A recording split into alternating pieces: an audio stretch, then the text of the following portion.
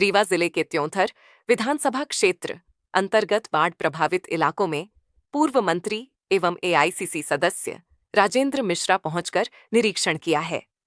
इसके साथ ही टमस नदी के जलस्तर का अवलोकन किया, प्रभावित लोगों से मुलाकात की है। इसी कड़ी में चाकघाट के वार्ड क्रमांक 3 में जलस्तर बढ़ने के बाद प्रभावित लोगों से राजेंद्र मिश्रा ने मुलाकात की है, जहां प्रधानमंत्री आवास योजना से लाभान्वित व प्रभावित लोगों ने जानकारी देते हुए बताया कि अभी तक उनके पास कोई भी सक्षम अधिकारी नुकसान का जायजा लेने नहीं पहुंचे हैं। घरों में कई फीट पानी भरने से उन्हें काफी क्षति हुआ है। राजेंद्र मिश्रा ने कहा कि 1997 जैसे बाढ़ के हालातों की जानकारी हुई तो वह निरीक्षण करने क्षेत्र में निकल पड़े। प्रशासनिक अधिकारी और सत्ता में बैठे लोगों पर खानापूर्ति का आरोप लगाते हुए कहा, बाढ़ से निपटने के लिए पिछले 30-40 वर्षों से जमीनी स्तर पर कोई भी कार्य नहीं किया गया है। देखिए, जहाँ तक टमस नदी का और इसके बाढ़ का प्रश्न है, मैंने इसका विभत्स स्वरूप 97 में देखा है, जब सोनौरी से लेकर के और चाकघाट के इस पूरे अंचल में एक तरह से लोगों का जीना मरना हो गया था। जब लगातार ये सूचना रीवा में भी आई कि उसी तरीके की बाढ़ एक बार फिर से आ गई है, तो इसलिए मेरा मन माना नहीं। आज मैंने कई जगहों पर, जैसा आपने कहा, कई जगहों पर जाने का अवसर मिला। अभी मैं आवास योजना के अंतर्गत जिस व्यक्ति को यहाँ बसाया गया है, शंकर बेलदार के घर गया, सुनीता सोनी के यहाँ घर गया, करीबन 8-10 परिवारों से जाकर के मैं मिला। नदी के किनारे उनको आवास का, ये तो सरकार की व्यवस्था थी। अगर अनजाने में आदमी कोई घर बनाता है और बह जाता है तो ये समझ में आता है कि ये समझ नहीं पाया।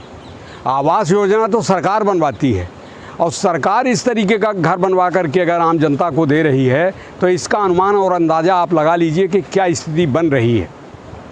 मैं कहना चाहता हूँ, मैंने 97 की बाढ़ का जिसका आपसे जिक्र किया था, उस ज़माने में मध्य प्रदेश के मुख्य सचिव शर्मा जी थे।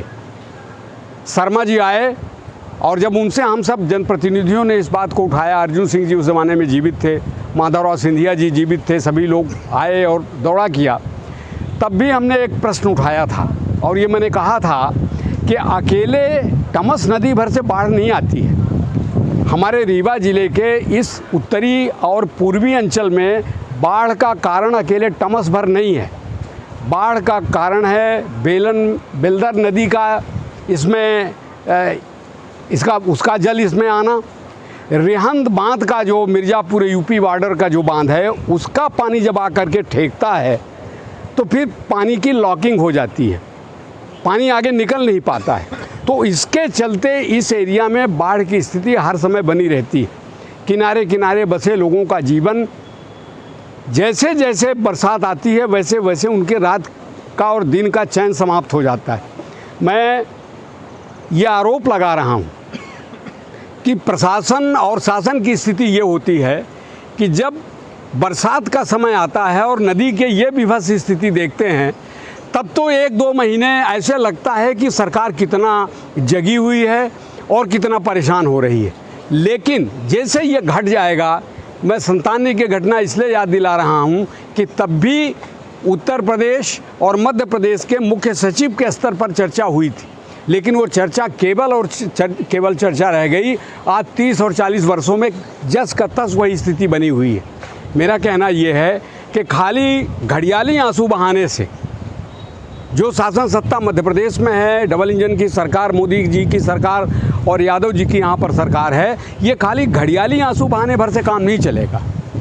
जब तक आप कंक्रीट इसका शेप नहीं देंगे और बाढ़ के हालातों का जब तक आप ठीक तरीके से अध्ययन नहीं करेंगे, उससे निजात पाने के लिए लोगों को राहत नहीं देंगे, तब तक निश्चित रूप से इसका कोई, मेरे अपने नज़र में तो कोई कारण समझ में नहीं आता है। मैं कहना चाहता हूँ, ये अंचल कभी रोज़ और इस तरीके के जो जानवर हैं उनसे बेचारे किसान परेशान रहते हैं। उनसे अगर निजात मिली, दिन रात जानवरों से अगर निजात मिली, तो ये अतिवृष्टि का जो तमाशा आपके सामने टमस का जो विभत्स दृश्य दिखाई पड़ रहा है, इससे रूबरू होना पड़ता है। बाढ़ से पहले क्या इनके द्वारा तैयारियां की गई, क्या नहीं की गई, इसको लेकर क्या कहना चाहेंगे? मैं पहले दिन आपसे कहा सरकार इस बात को लेकर के अपनी जिम्मेदारी की इतिश्री कर लेती है कि जिस दिन पानी बरसा उसी दिन कलेक्टर और एसपी और कमिश्नर आके एक जगह खड़े हो गए।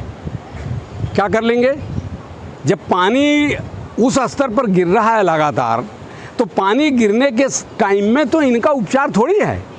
पानी जब ना गिरता हो और जो परिस्थितियां देख रहे हैं, मैंने कहा ना कि 30-40 वर्षों से मुख्य सचिव के स्तर पर, केवल मध्य प्रदेश भर का नहीं, उत्तर प्रदेश के भी बैठ करके एक रूपरेखा तैयार की है और फिर इसको जहाँ का तहाँ ठंडे बस्ते में डाल दिया। तो कलेक्टर के आ जाने से, कमिश्नर के आ जाने से या नेता मंत्री के आ जाने से तो समस्या का निदान नहीं हो रहा है। जब उस पर कार्यवाही होगी तब तो निदान होगा। कब वाटर लॉकिंग अगर हो रही है, रिहंद बांध का पानी अगर छोड़ा गया तो कब छोड़ा जा रहा है?